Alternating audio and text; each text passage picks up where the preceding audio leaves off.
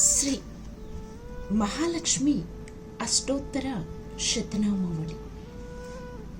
ఓం ప్రకృత్యే నమః, ఓం వికృత్యే నమః, ఓం విద్యాయే నమః, ఓం సర్వభూతహితప్రదాయే నమః, ఓం శ్రద్ధాయే నమః, ఓం విభూత్యే నమః, ఓం సురభ్యే నమః, ఓం పరమాత్మికాయే నమః, ఓం వాచ్యే నమః, ఓం పద్మాలయాయే నమః, ఓం పద్మాయే నమః, ఓం శుచయే నమః, ఓం స్వాహాయే నమః, ఓం స్వాధ్యాయే నమః, ఓం సుధాయే నమః, ఓం ధన్యాయే నమః, ఓం హిరణ్మయే నమః, ఓం లక్ష్మీ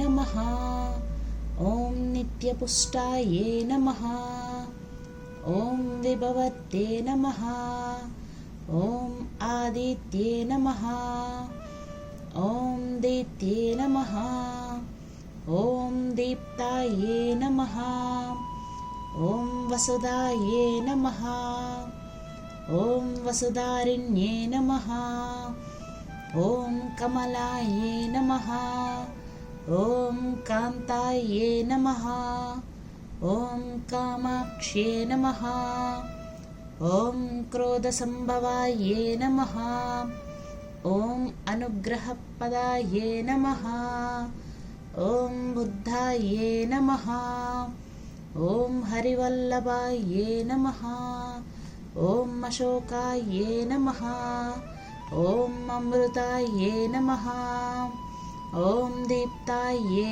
నమః, ఓం లోకశోక వినాశిన్యే నమః, ఓం ధర్మనిలయాయే నమః, ఓం కరుణాయే నమః, ఓం లోకమాత్రే నమః, ఓం పద్మప్రియాయే నమః, ఓం పద్మహస్తాయే నమః, ఓం పద్మాక్ష్యే నమః, ఓం పద్మసుందర్యే నమః, ఓం పద్మోద్భవాయే నమః, ఓం పద్మముఖ్యే నమః, ఓం పద్మనాభప్రియాయే నమః, ఓం రమాయే నమః, ఓం పద్మమాలాధారాయే నమః, ఓం దేవ్యే నమః, ఓం పద్మిన్యే నమః, ఓం పద్మగంధిన్యే నమః, ఓం పుణ్యగంధాయే నమః,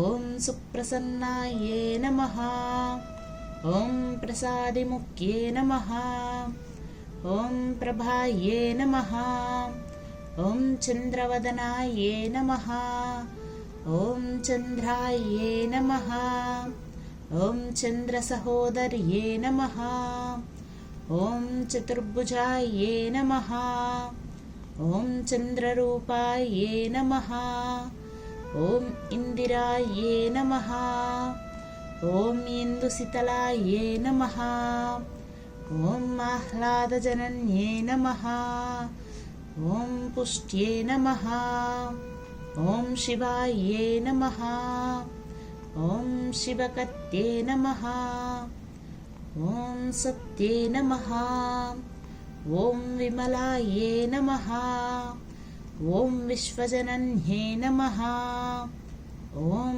పుష్టాయే నమః, ఓం దారిద్ర్యనాశిన్యే నమః, ఓం ప్రీతిపుష్కరిణ్యే నమః, ఓం శాంతాయే నమః, ఓం శుక్లమాల్యాంబరాయే నమః, ఓం శ్రీయే నమః, ఓం భాస్కర్యే నమః, ఓం బిల్వనిలయాయే నమః, ఓం వరారోహాయే నమః, ఓం యశస్విన్యే నమః, ఓం వసుందరాయే నమః, ఓం ఉదారంగాయే నమః, ఓం హరిణ్యే నమః, ఓం హేమమాలిన్యే నమః, ॐ धनधान्यकत्ये नमः।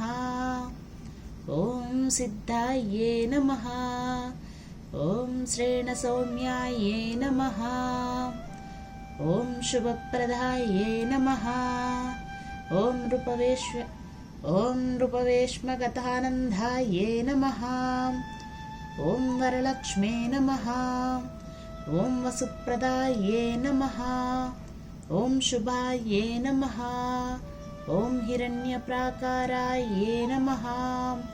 ॐ समुद्रतनयाये नमः। ॐ जयाये नमः।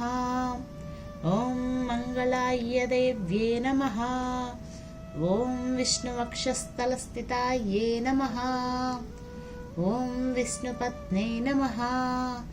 ॐ प्रसन्नाक्ष्ये नमः। ॐ नारायणसमश्रिताये नमः। ॐ दारिद्र्यध्वंसिन्ये नमः। ॐ देव्ये नमः। ॐ सर्वोपद्रवहारिण्ये नमः। ॐ सर्वोपद्रववारिण्ये नमः। ॐ नवदुर्गाये नमः। ॐ महाकाल्ये नमः। ॐ ब्रह्मविष्णुशिवात्मिकाये नमः। ॐ त्रिकालज्ञानसम्पन्नाये नमः। ॐ भुवनेश्वर्ये नमः। इति श्रीलक्ष्मी अष्टोत्तरशतनामावली सम्पूर्णम्।